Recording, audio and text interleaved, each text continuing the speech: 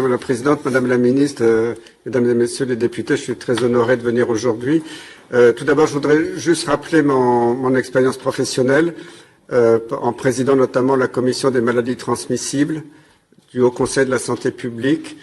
J'ai conseillé différents gouvernements français pendant 15 ans sur la gestion des crises sanitaires et des épidémies.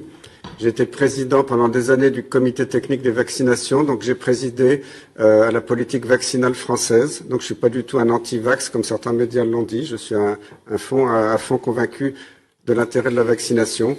Et j'ai même été vice-président à l'OMS pendant des années du groupe d'experts pour les vaccins pour toute la région euro de l'OMS, qui est beaucoup plus large que l'Union européenne, parce que la zone euro de l'OMS, ça inclut la Russie, toutes les républiques d'Asie centrale, la Turquie, Israël, c'est la grande Europe de l'OMS. Donc voilà, c'est quand même mon expérience à la fois des épidémies et de la vaccination. Moi, j'aurais deux messages principaux à vous dire dans cette crise. C'est qu'on a bafoué la science et on a bafoué le droit. Alors on a bafoué la science parce que toutes les décisions de nos politiques, basées sur des experts qui, malheureusement, on le sait maintenant, c'est public, ont des conflits d'intérêts majeurs avec l'industrie pharmaceutique.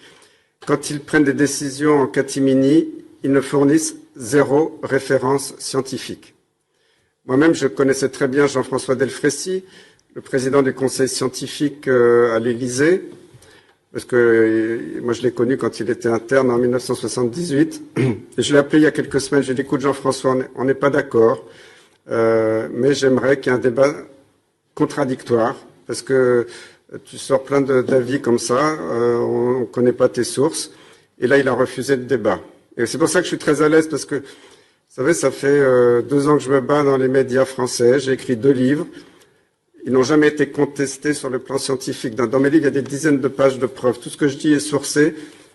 Je n'ai jamais changé d'avis depuis 2 ans et personne ne m'a mis en défaut sur une seule de mes paroles. Même si les médias, tous les jours, disent que je suis complotiste parce que c'est le seul mot qu'ils ont, parce qu'ils ne trouvent pas d'argument.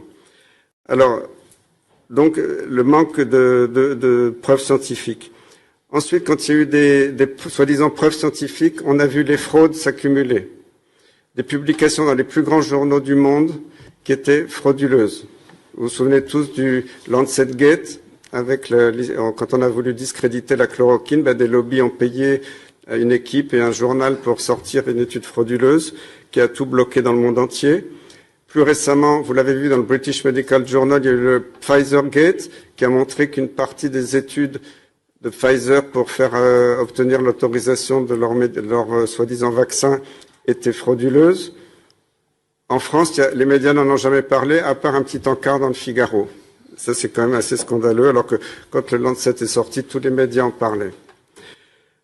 Les conflits d'intérêts sont majeurs, que ce soit avec les experts, que ce soit aussi avec les médias. Et ça, c'est public, c'est pas des fake news, c'est pas moi qui le dis. Le gouvernement français, en plus des dizaines de millions d'euros qu'il donne chaque année aux médias principaux, depuis 2 ans, a donné 3 milliards d'euros aux médias. 3 milliards d'euros. Alors, soi-disant, les caisses de la France sont vides. On donne 3 milliards d'euros aux médias. Ça ferait beaucoup d'hôpitaux qu'on pourrait construire. Ensuite, ces produits qu'on appelle vaccins. J'étais considéré pendant des années comme un spécialiste des vaccins en France, en Europe, dans le monde. Et je crois que le plus grand scandale de cette épidémie, c'est de nous avoir fait croire que c'était des vaccins. Ce ne sont pas du tout des vaccins. D'ailleurs, la preuve, maintenant, on sait qu'ils ne marchent pas, qu'ils n'empêchent pas d'être contaminés, qu'ils n'empêchent pas de faire des formes graves. Maintenant, les pays qui ont le plus vacciné, on voit que c'est plus de 90% des gens en réanimation sont des doubles, triples vaccinés, que ça n'empêche pas de transmettre. Donc, j'ai jamais vu, c'est la preuve formelle que ce ne sont pas des vaccins. Donc, faut arrêter ce délire de vouloir vacciner pour une maladie qui ne tue presque plus.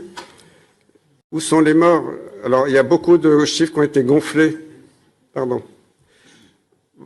Beaucoup de chiffres ont été gonflés parce qu'avec ces PCR qui amplifient au-delà de ce qui est autorisé scientifiquement d'habitude, on a gonflé les chiffres d'épidémie, on a gonflé les chiffres de morts, parce que les gens qui arrivaient à l'hôpital pour autre chose, s'ils avaient un test positif, on disait qu'ils étaient morts du Covid, alors qu'ils étaient morts de tout à fait autre chose. Ensuite, ce qui m'a énormément choqué, moi en tant que spécialiste des vaccins, c'est qu'un vaccin normal, il faut 10 ans pour qu'il soit autorisé. Et en plus, quand je vois le scandale des femmes enceintes, d'habitude, il faut 10 ans après l'autorisation définitive de commercialisation pour qu'il soit autorisé chez une femme enceinte en ayant suffisamment de recul. Là, en quelques mois, c'était autorisé. Ce qui me choque, c'est l'absence d'études scientifiques sur les décisions. Quand nos gouvernements disent qu'il faut 3 doses, bientôt 4 doses, 5 doses, 6 doses, 7 doses, on ne sait pas, il y a 0 données scientifiques pour appuyer ces décisions. Ce qui me choque beaucoup, c'est que l'EMA, l'Agence européenne des médicaments, a avoué, c'était l'été dernier, qu'il ne connaissait pas la composition totale de ces vaccins. Et pourtant, il l'autorise. Ce qu'on sait maintenant officiellement d'après les bases de données, c'est que le vaccin fait 36 000 morts en Europe, 25 000 aux États-Unis, y compris des centaines de sportifs. Il y a une augmentation des oncologues aux États-Unis ont montré qu'il y avait une augmentation des morts par cancer après la vaccination. Et je crois que le plus bel exemple, c'est que les pays qui n'ont pas vacciné ou qui ont arrêté la vaccination sont les pays où l'épidémie est terminée. Ça, c'est très fort. On peut voir l'exemple de l'Inde. Et le dernier mot, c'est sur le droit. Je dirais que tout est illégal, puisque, comme ça a été dit tout à l'heure, une autorisation de mise sur le marché conditionnelle ne peut être obtenue que si on a démontré qu'il n'y avait pas de traitement efficace. Alors, il y a des centaines de publications scientifiques, l'exemple de l'Inde, d'autres pays qui montrent qu'il y a des traitements efficaces. Et surtout, le plus important, c'est qu'on est toujours en phase 3 expérimentale et que dans les traités internationaux, y compris dans le Code de Nuremberg, c'est totalement interdit de faire une obligation sur un produit expérimental. Donc tout État, tout parlementaire qui vote pour une obligation sur un produit expérimental, il peut être attaqué à titre personnel au pénal à un tribunal international pour une faute extrêmement grave, mais en mettant en danger la vie des êtres humains. Et puisqu'on parle des enfants, je termine là-dessus. Il y a des enfants qui meurent du vaccin. Et maintenant, on sait que ceux qui meurent du vaccin sont plus nombreux que ceux qui meurent du Covid, car il y a quasiment 0 mort du Covid. Dans mon entourage personnel, je connais une jeune fille de 17 ans, une jeune fille de 20 ans qui sont mortes 8 jours après le vaccin d'un infarctus du myocarde. Moi, j'ai jamais vu de ma carrière un infarctus du myocarde à l'âge de 20 ans et une autre d'une embolie pulmonaire. Donc voilà, je vous demande un moratoire sur ces produits qui ne sont pas des vaccins, qui n'ont pas été évalués de façon correcte, dont on aura les évaluations définitives dans plusieurs années. Voilà, je vous remercie.